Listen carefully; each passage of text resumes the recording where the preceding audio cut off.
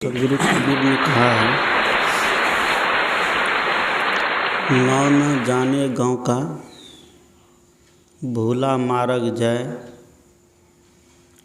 काल गड़ेगा कांटा अगमन खसी कराए। बीजक का 206 नंबर की ये साखी है। सदगुरु कहते हैं कि कोई व्यक्ति कहीं यात्रा पर जा रहा है, यात्रा पर जब चला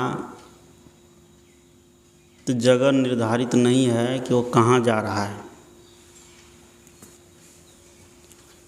किसी गांव जा रहा है, कहीं तीर्थ करने जा रहा है, कहीं घूमने जा रहा है,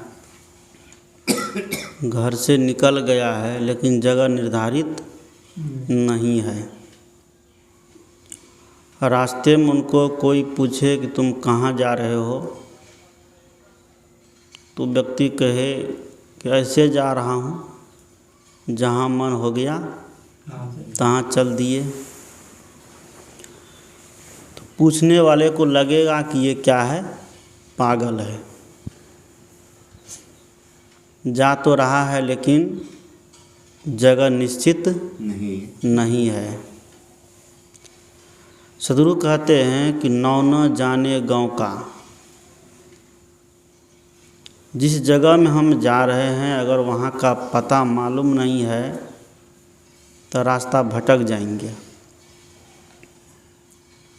रास्ता भटका हुआ वो है ही शुरू से, क्योंकि उनको पता ही नहीं है कि हमें कहाँ जाना है।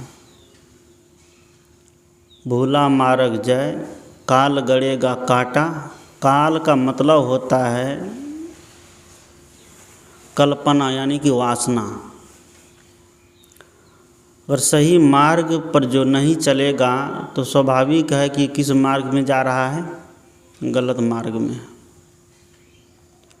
जो व्यक्ति ध्यान और साधना के मार्ग पर नहीं चल रहा है, त्याग और संयम के मार्ग पर नहीं चल रहा है, अनासक्ति के मार्ग पर नहीं चल रहा है, तो इससे स्वाभाविक अंदाज़ा लगाया जा सकता है कि वो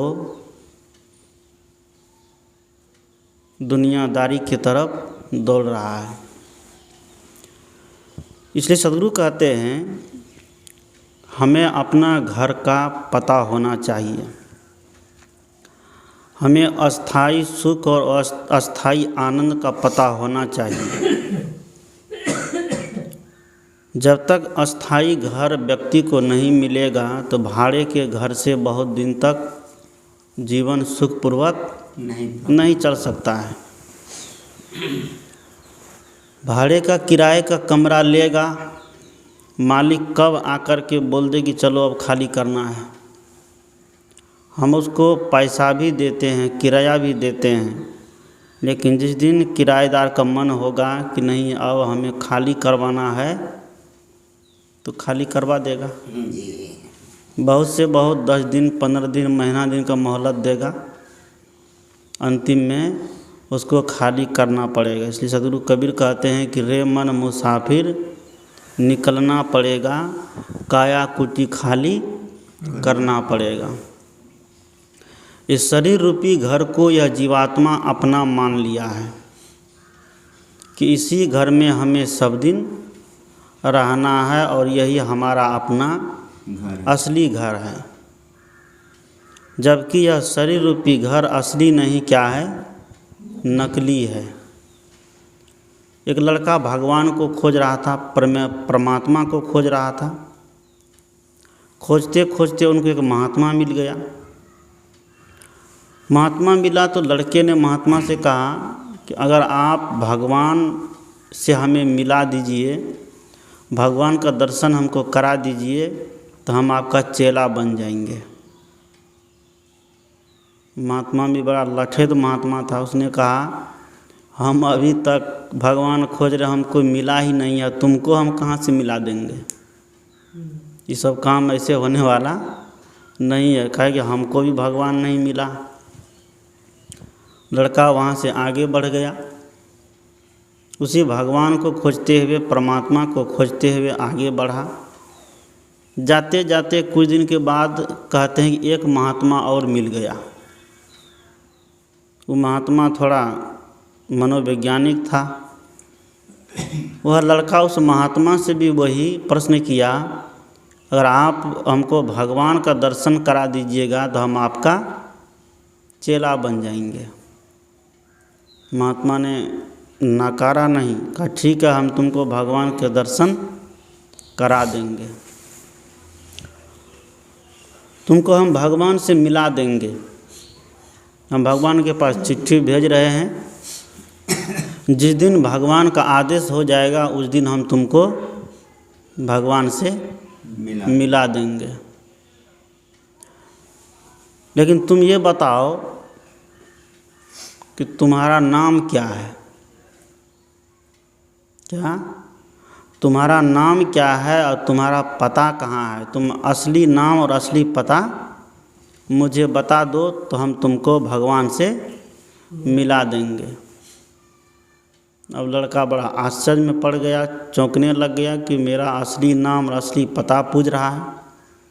कहा कि बताओ बताओ, तुम जो जानते हो वही बताओ। उसने कहा कि मेरा असली नाम है राधे श्याम। क्या? कि मेरा नाम है राधे श्याम। महात्मा ने कहा कि ये नाम तो शरीर का है, राधे श्याम तुम्हारा शरीर का नकली नाम है। तुम रहते कहाँ हो? तो हम भठेली ग्राम में रहते हैं। भठेली ग्राम भी तुम्हारा ये पता भी क्या है, गलत है। नाम भी तुम्हारा असली नहीं है और पता भी तुम्हारा असली नहीं है। ये दोनों तुम्हारा गलत है। न असली तुम नाम बता रहे हो, न असली पता बता रहे हो, तो हम तुमको भगवान से कैसे मिला सकते हैं? तुम असली पता और असली नाम बता दो तो हम तुम्हें भगवान के पास ले जा सकते हैं। अब वह लड़का परमात्मा को खोजना छोड़ करके, भगवान को खोजना छोड़ करके असली नाम और असली पता को खोजने लग गया कि मेरा जो नाम राधे श्याम है, महात्मा जी बोल रहे हैं कि ये राधे श्याम तुम्हारा असली नाम नहीं है। और पता जो हम बताते हैं कि मेरा रहने का निवास स्थल भठेली ग्राम है, तो भठेली ग्राम भी उसका असली पता नहीं है। जिस व्यक्ति को अपना असली नाम का पता नहीं है और असली ठिकाना का पता नहीं है, वह व्यक्ति ईश्वर खोजे, परमात्मा खोजे, देवी देवता खोजे, सुख शांति खोजे, धन संपत्ति खोजे, तो कभी उसको मिलने वाला है? नहीं मिलेगा। इसलिए सद्गुरु कहते हैं कि आज व्यक्ति खुद को जानने से पहले दुनिया के तीर्थों को जानते हैं, व्रतों को जानते हैं, धर्म शास्त्रों को जानते हैं और धर्म शास्त्र को पढ़ते हैं, खूब प्रवचन बाँचते हैं, खूब कथा बाँचते हैं। लेकिन उन व्यक्ति को ये खुद पता नहीं है कि हम जो बोलने जा रहे हैं, हम जो बाँचने जा रहे हैं, इससे क्या इसमें कुछ सार है? जिसको खुद का पता नहीं है वह लोग अगर दूसरे को पता बताने लग जाए तो वैसे ही है कि पर उपदेश कुशल बहु तेरे। सदगुरु कबीर की भाषा में कहें तो आप ही खारी खात हैं बेचत फुरे कपूर। अपना खार खाता है, राख खाता है और दूसरे को कपूर खाने की सीख देता है। महात्मा ने कहा कि नहीं, तुम्हारा असली पता है तुमको मालूम, और नहीं असली नाम मालूम नहीं है, इसलिए तुम्हें भगवान दर्शन नहीं देगा। आज व्यक्ति तीर्थ को जानता है, व्रत को जानता है, महीने में कितना उपवास करना चाहिए उसको भी जानता है, कौन देवी देवता का पूजा किस विधि से होगा आदमी को वह भी पता है, सूरज की पूजा कब करनी चाहिए व्यक्ति को वह भी पता है। कल एक सिर फिरा मिल गया हमको दोमन्ना में, हम बैठे हैं, वो आकर के एकदम भाषण देने लग गया। हम सुन रहे हैं चुपचाप। काफ़ी देर तक भाषण दिया। बाबा हम 10 साल से पूजा कर रहे हैं सूर्य भगवान का, उसकी कृपा से सब कुछ हो जाता है, कोई चीज़ की कमी नहीं है। दूसरी जगह घर था, वहाँ से आए, यहाँ पर अपने आप होने लग गया। कोई चीज़ की कैसे बन गया हमको भी ठिकाना नहीं, हमको भी पता नहीं। हम खूब बोलने दिए उसको, काफ़ी देर तक बोला। बोलते बोलते बोलते जब वो चुप हो गया तब मैं कहा कि अब मैं बोलूं? कहाँ बोलिए। एक ही बार बोले तो उठ करके कुर्सी छोड़ करके भागा वहाँ से। कहा कि अब हम यहाँ नहीं बैठेंगे। सुनो सुनो सुनो, पहले सुन लो तब। कहा नहीं, बिल्कुल नहीं सुनेंगे। भागा तो लौट करके फिर नहीं आया। यानी कि जिस बात को हमने, अगर गलत बात को भी बार बार प्रेस किया जाए तो गलत बात भी क्या लगने लगती है? सही लगने लगती है। गलत बात की भी आसक्ति जिसके भीतर जम जाती है तो उसको हटाने में, उसको छोड़ने में बहुत समय लग जाता है, जल्दी वो नहीं छूट सकता है। आज दुनियादारी में लोगों की यही मान्यता हो गई है। भ्रम और पाखंड में रहते रहते ऐसा उनको आदत बन गई है कि जैसे कोई दुर्गंध के पास लंबे समय तक रहे तो उसकी नाक काम करना छोड़ देगी, दुर्गंध भी उसको दुर्गंध नहीं लगेगी। दुर्गंधी में अगर लगातार रहने लग जाए तो दुर्गंध में रहने वाले व्यक्ति दुर्गंध की हालत नहीं बता पाएगा कि दुर्गंधी किस तरह होता है। उसी तरह जो मान्यता, जिसकी मान्यता अंधविश्वास, भ्रम और पाखंड में हो गई है, उनको वही लगता है कि अच्छा है, उसको छोड़ने में बड़ा कठिन लगता है। उसको कोई सही मार्ग भी बतावे, सही रास्ता भी बतावे तो छूटते नहीं बनता है, क्योंकि वो समझ लिया है कि यही क्या है, सत्य है। कबीर साहब ने कहा, जिन खोजा तिन पाइया, गहरे पानी पैठ, तैं बौरा डूबन डरा रहा किनारे बैठ। जो व्यक्ति सत्य को खोजने वाला होगा, जो सत्य को जानने वाला होगा, वह किसी कील में, किसी धुरी में बंद करके नहीं रहेगा। क्योंकि कोई भी मान्यता बंधन है, चाहे किसी भी मान्यता में हम क्यों न बंधे हैं, चाहे देवी देवता का मान्यता हो, भगवान का मान्यता हो, ईश्वर परमात्मा का मान्यता हो, या किसी मत पंथ की मान्यता हो। किसी भी मान्यता को अगर हम अपने मन में पाल करके रखे हैं तो उस मान्यता से हम सत्य तक नहीं पहुंच सकते हैं। सत्य तक पहुंचने के लिए मान्यता के सारे आलंबन को उठा करके फेंक देना पड़ता है। तब कबीर साहब ने कहा कि पछा पछी के कारण सब जग रहा भुलान, निरपक्ष होए के हरि भजे सोई संत सुजान। पक्ष और अपक्ष में पढ़कर आज पूरी दुनिया भूल गई है। बड़े बड़े संप्रदाय वाले को देखिए, बड़े बड़े मठाधीश को देखिए, बड़े बड़े गुरु कहलाने वालों को देखिए। इसलिए सदगुरु कबीर बार बार कहते हैं, करहु विचार तो सब दुख जाई।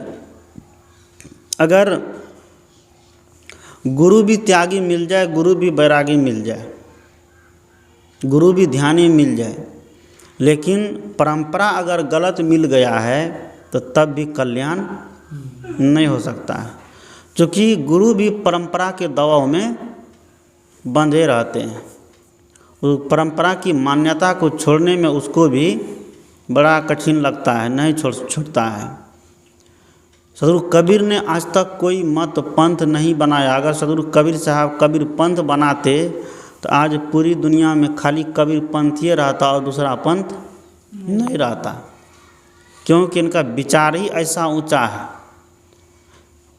भला है कि कबीर साहब कोई मत पंथ नहीं बनाया, केवल मानव मात्र को वह महत्व दिया कि मनुष्य एक है, चाहे कहीं के भी रहने वाले मनुष्य हो, सब में समान रूप से वही चेतन आत्मा निवास करता है। सबके अंदर वही चेतन जीव है। इसी चेतन जीव को समझ करके जो व्यक्ति साधना करेगा तो वो व्यक्ति भटकन से बच जाएगा। आज इसको समझने का प्रयास नहीं किया जा रहा है। भटक रहा है आदमी कि तीर्थ जाएंगे तो वहाँ भगवान मिल जाएगा, गंगा स्नान करेंगे तो सारे पाप कट जाएगा, प्रयागराज में मुंडन करा देंगे तो बस जीवन भर की मोक्ष मिल जाएगा, कल्याण मिल जाएगा। इसी मान्यता को लेकर के आज पूरा मानव समाज भटक रहा है। सदगुरु कहते हैं कि मनुष्य होकर के भी जो भटकता है उससे तो अच्छा पशु पक्षी है, वो कहीं भटकता नहीं है। केवल भोजन के लिए जहाँ तहाँ मुंह मार लेता है, खाने के लिए, पेट भरने के लिए जहाँ तहाँ दौड़ता है। लेकिन मनुष्य के पास सब कुछ होते हुए पर भी तब भी क्या कर रहा है? दौड़ रहा है।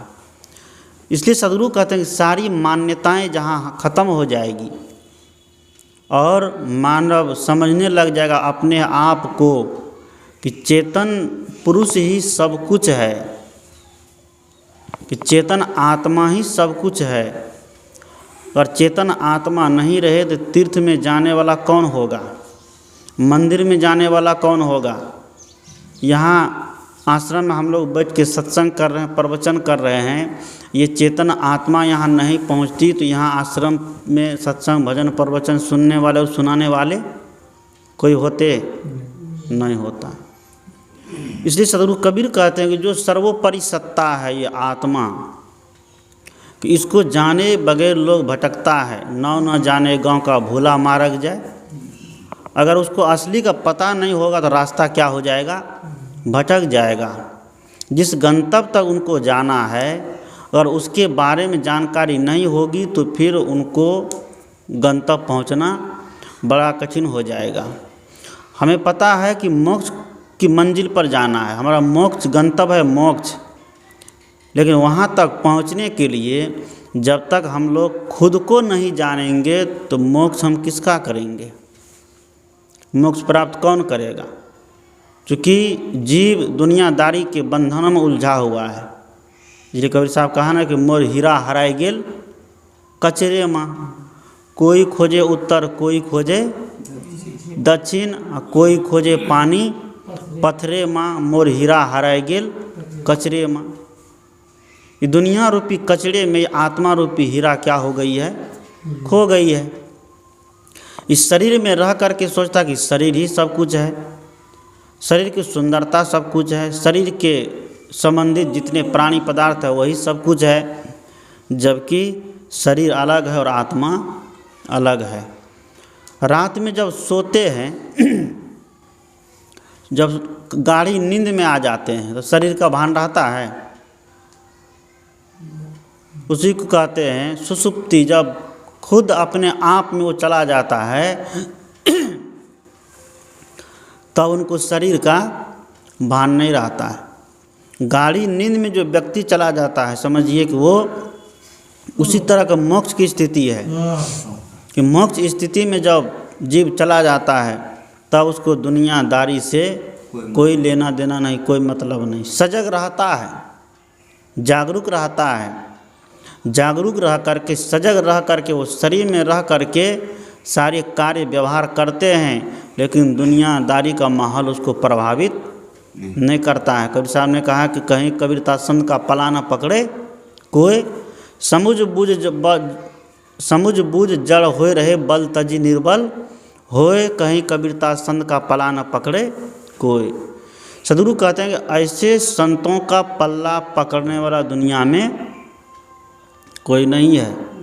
वो दुनिया से उदास, सबको देख करके, हंसने वालों को देख करके हंस देते हैं, रोने वाले को देख करके शांत रहते हैं, लेकिन वह अपनी स्थिति में स्थित रहते हैं, अपनी स्थिति उनकी छूटती नहीं है। जैसे एक धुरी होती है, जांता को देखिए, जांता के बीच में कील होती है, जाता चलता है और कील बीच में स्थिर है, चारों तरफ से जाता उसको क्या करता है, स्पर्श करता है। चारों तरफ से जाता का ऊपरी चक्की उनको स्पर्श करती है, लेकिन कील बीच में चुपचाप शांत है, स्थिर है। उसी तरह जो आत्मज्ञानी होते हैं, जो अपने को शरीर से अलग निकाल के रहते हैं, वो शरीर के साथ रहता है, शरीर का स्पर्श होता है, दुनियादारी का स्पर्श होता है, लेकिन कील की भांति वो स्थिर रहते हैं, वो हिलता डोलता नहीं है। उसका मन दुनियादारी में लोभाता नहीं है, उसका मन दुनियादारी में भागता नहीं है। और ऐसा करना ही प्रत्येक जीव का लक्षण है, क्योंकि सभी जीव शांति चाहता है, सभी परमानंद चाहता है, क्योंकि जीव का स्वभाव भी परमानंद है। इसलिए आज तक चोर को भी देखिए, वह भी क्या खोजता है, सुख खोजता है, दुख खोजता है। एक चोर भी सुख खोजता है, बेईमान भी सुख खोजता है, पापी से पापी आदमी भी क्या खोजता है, सुख खोजता है। आज तक दुख कोई नहीं खोजा, क्योंकि आत्मा का स्वभाव है अनादिकालीन कि शांति को, मोक्ष को प्राप्त करना। इसलिए सबकी मांग एक ही है, क्या हमें सुख मिले, शांति मिले। बेईमान से बेईमान, पापी से पापी आदमी भी सुख शांति की खोज करता है। पापी को पाप करते हुए पकड़ लिया, उसको मारपीट करिए तो वह भी मैयो बापो करता है कि नहीं हमको छोड़ दीजिए, हमको छोड़ दीजिए। कोई कहेगा कि नहीं हमको और 10 लाठी मारिए, नहीं कहेगा। इसी से ये सिद्ध होता है कि आत्मा स्वभावतः शांतिमय है, आनंद कण है, आत्मा स्वभावतः सुख स्वरूप है। जब यह जीव अपने स्वरूप को समझ जाता है तब दुनियादारी से भटकन इसका बंद हो जाता है। लेकिन ऐसा करना सबके बस की बात नहीं है। उस स्थिति तक पहुंचना साधारण व्यक्ति नहीं जा सकता है। इसलिए उस व्यक्ति को साधारण लोगों को आलंबन दिया जाता है, भक्ति का आलंबन, धर्म का आलंबन, कथा कीर्तन का आलंबन, सत्संग का आलंबन, ध्यान का आलंबन।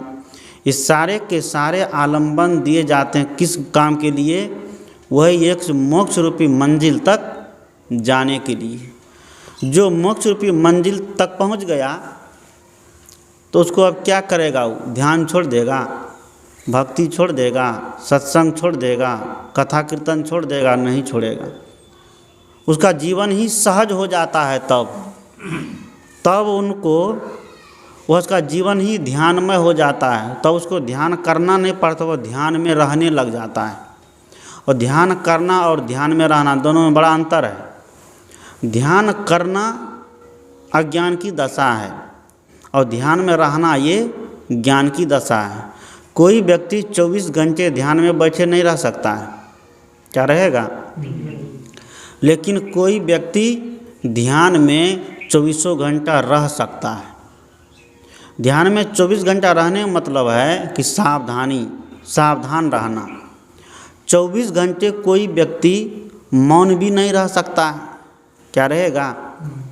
24 घंटे मौन भी नहीं रह सकता है, लेकिन विचार से व्यक्ति 24 घंटे मौन रहता है।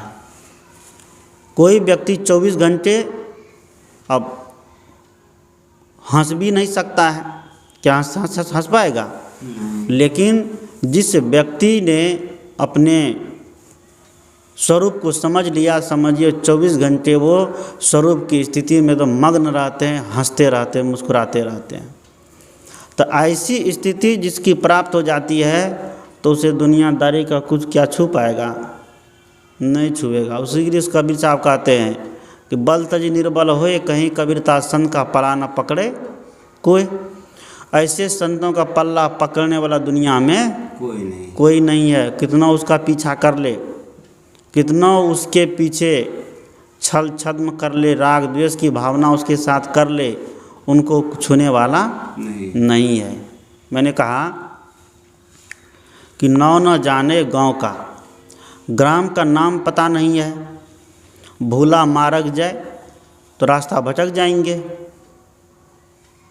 हम सत्संग की बात को नहीं समझ पाएंगे, सत्संग के रास्ता पर नहीं चल पाएंगे, ज्ञान ध्यान के रास्ते पर नहीं चल पाएंगे, भटक करके दुनियादारी के रास्ते पर चले जाएंगे। काल गड़ेगा कांटा, क्या कह रहे हैं कि काल ये वासना घसीट करके मार डालेगा, छोड़ेगा नहीं। वासना मतलब मन की अविद्या, ये घसीटेगा दुनियादारी में। काल गड़ेगा कांटा, आगमन, आगमन का मतलब होता पहले से, खसी कराए मतलब सावधान रहना। सदगुरु कहते हैं कि ये काल हमारे ऊपर, ये मन की वासना हमको सताएगी, हमको दुख देगी, हमको पीड़ा देगी, लेकिन उसके पहले ही हमें क्या रहना है? सावधान रहना है, सजग रहना है, जगे हुए रहना है। और जो व्यक्ति सावधान रहेगा, जगा हुआ रहेगा, उनके मन में कोई वासना घर करने वाली नहीं है। सावधान नहीं रहे तो बड़ा से बड़ा साधक भी क्या होता है? गिर जाता है, गिरता है ना। बड़ा हुआ तो क्या हुआ? जैसे पेड़ खजूर, चढ़े तो चाखे प्रेम रस, गिरे तो चकना चूर। बड़े साधक होने के बावजूद भी अगर सावधान नहीं रहेगा तो होगा क्या? चलते चलते पता भी नहीं चलता कि ये मन कहाँ वासना में लिपटा देगा, पता नहीं चलेगा। मन ऐसा चोर है, इसलिए कबीर साहब ने कहा ना, ये मन चंचल ई मन चोर, ई मन चंचल ई मन चोर, ई मन शुद्ध ठगहार, मन मन करते सुर नर मुनि जहरे, मन के लक्ष्य द्वार। सदगुरु कहते मन बड़ा चोर है, बड़ा चंचल है। ऐसा ही नहीं, शुद्ध ठगने वाला है, ठगहार है, महाबेमान है। मन मन करते सुर नर मुनि जहरे, बड़े बड़े ऋषि मुनि जो कहता है हम सिद्धि को प्राप्त कर लिए, मायातीत हो गए, माया से ऊपर उठ गए, वो लोग को मन क्या किया? पटक दिया, दुनियादारी में उलझा दिया। वो कहानी सुनते हैं ना कि ऋषि था,